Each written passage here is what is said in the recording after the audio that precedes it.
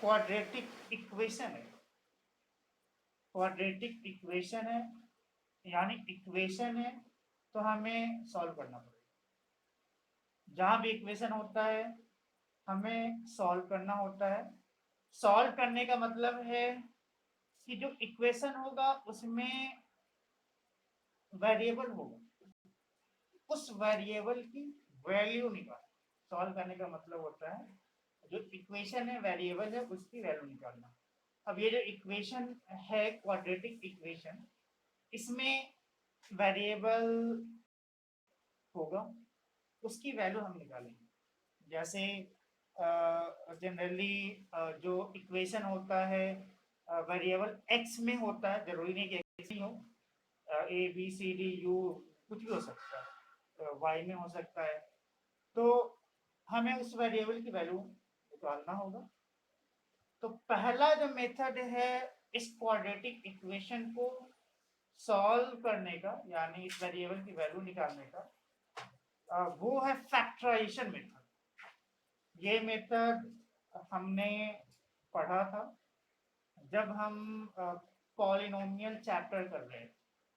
Polynomial chapter में quadratic polynomial आया था, तो वहां भी हमने इस फैक्टराइजेशन मेथड का यूज किया था। इसको हम मिडिल टर्म स्प्लिटिंग भी बोलते हैं।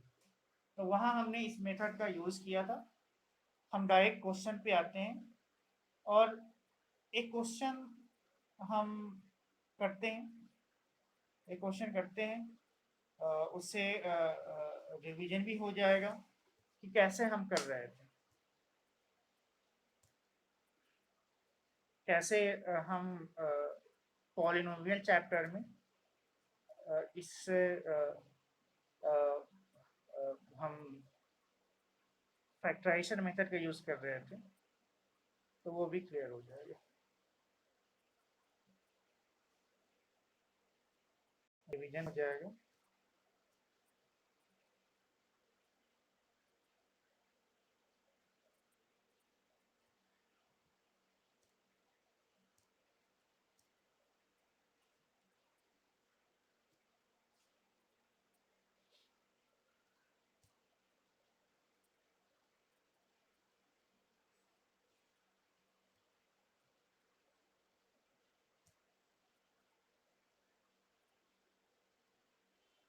इसके तो क्वेश्चन हमने किए थे ना।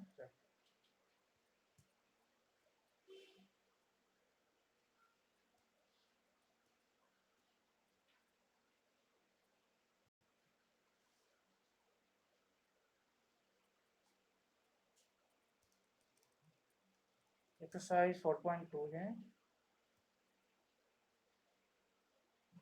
क्वेश्चन नंबर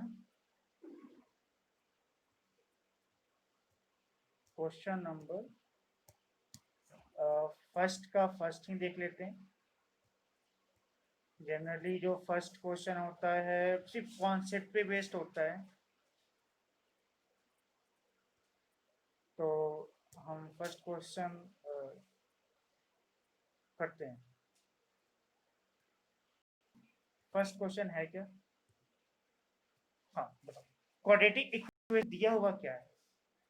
क्वाड्रेटिक इक्वेशन है, हाँ, X square minus 3x minus 10 equal to 0। ये क्वाड्रेटिक इक्वेशन है।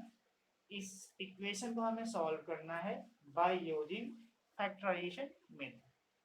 तो याद करो हमने जो किया था पॉलिनोमियल में, क्वाड्रेटिक पॉलिनोमियल चैप्टर या पॉलिनोमियल चैप्टर में जो क्वाड्रेटिक पॉलिनोमियल आया था, वहाँ पे हमने इस मेथड का यूज़ किया था। इसमें करते क्या है कि जो एक्स स्क्वायर वाला टर्म है और जो कांस्टेंट टर्म है दोनों को मल्टीप्लाई करते हैं। तो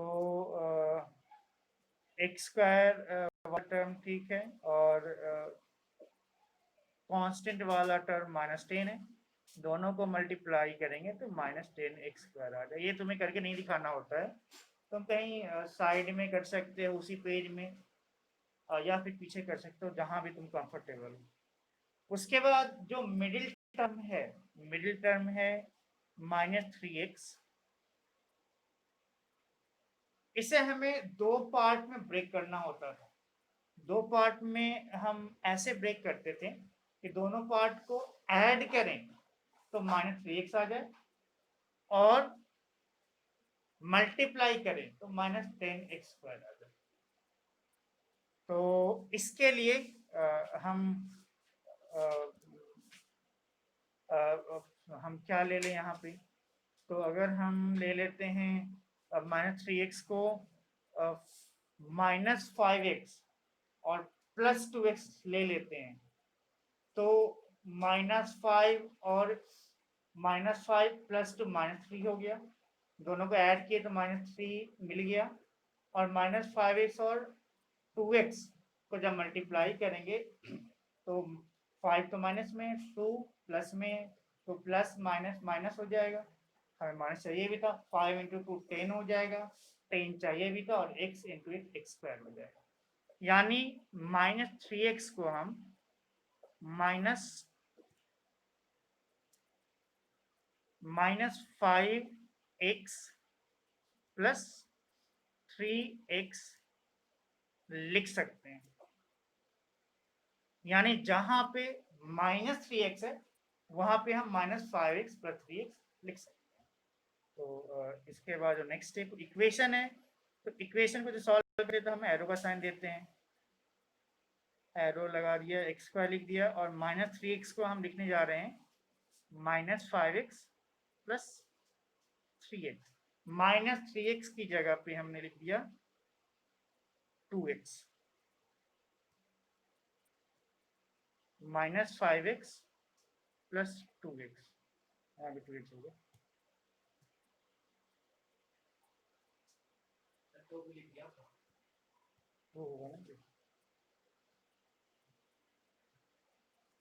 हाँ -5x प्लस 2x होगा, और बाकी -10 पहले से था तो -10 में लिख दिया। अब स्टार्टिंग के दो जो टर्म है उसमें से हम कॉमन लेते हैं, तो स्टार्टिंग के जो दो टर्म हैं x² है यानी x इंटू एक्स है, और -5x है यानी 5 इंटू एक्स है, तो दोनों में x कॉमन है, तो x हम कॉमन ले सकते हैं। जब एक x यहाँ से बाहर चला गया तो इस x² में सिर्फ x बचा, माइनस, और यहाँ पे से x निकल गया तो यहाँ 5 बचा।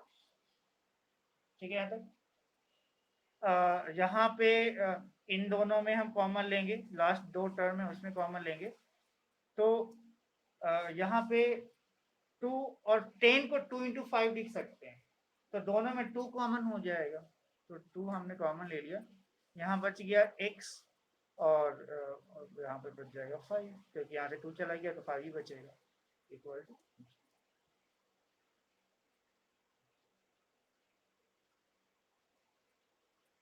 अब यहाँ पे x माइनस 5 यहाँ भी है, और सेकेंड टर्म में भी x माइनस 5 है, तो x माइनस 5 हम दोनों टर्म से कॉमन ले सकते हैं, तो पहले वाले टर्म में x बच गया और बाद वाले टर्म में 2 बच गया, इक्वल टू 0। अब 0 होना है, राइट हैंड साइड 0 है, लेफ्ट हैंड साइड भी 0 होना चाहिए, तो कि तभी तो दोनों इक्वल होगा। तो अगर हम x माइनस 5 को 0 कर दें तब भी 0 इंटू समथिंग 0, तब भी लेफ्ट हैंड साइड 0 हो जाएगा। तो जब हमने x माइनस 5 को 0 किया तो यहाँ से x इक्वल टू 5 आ गया। जनरली हम क्वाड्रेटिक इक्वेशन में, क्वाड्रेटिक पॉलिनोमियल में भी इसे हम अल्फा लिखते हैं, जनरली इसे हम अल्फा लिखते हैं, जो पहला रूट होता है उसे अल्फा लिखते हैं। और लेफ्ट हैंड साइड को 0 करना है, तो अगर x प्लस 2 को 0 कर देंगे तब भी लेफ्ट हैंड साइड 0 हो जाएगा, क्योंकि राइट हैंड साइड 0 है। तो जब हम x प्लस 2 0 करेंगे तो यहाँ से x इक्वल टू -2 आ जाएगा। जनरली जो सेकेंड रूट आता है उसे हम बीटा बोलते हैं, बीटा इक्वल टू -2। तो जो दो रूट हमारे पास आया, एक अल्फा इक्वल टू 5 आया और बीटा इक्वल टू -2 आया। ये हमने जब जो क्वाड्रेटिक इक्वेशन दिया हुआ था उसे जब सॉल्व किया तो ये सॉल्यूशन निकल के आया। x की दो वैल्यू आया, 5 और -2। हम एक को अल्फा बोल देते हैं, एक को बीटा बोल देते हैं।